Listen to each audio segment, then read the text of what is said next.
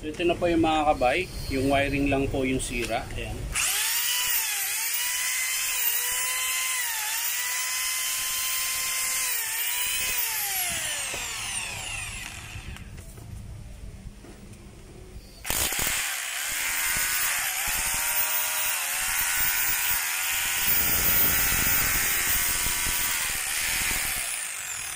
Ito po yung hammer.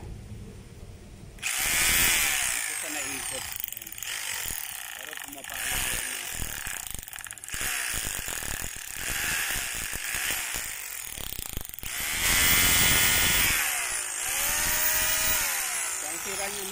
Ang sira niya mga kabay, wiring lang talaga.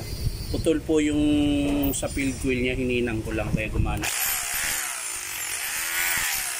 Tapos sinapinan ko na rin po yung field coil niya kasi nga alog siya. Kaya kasi naputol yung field coil niya, gawa nung alog yung field coil. Kaya ang ginawa ko, sinapinan ko ng field coil.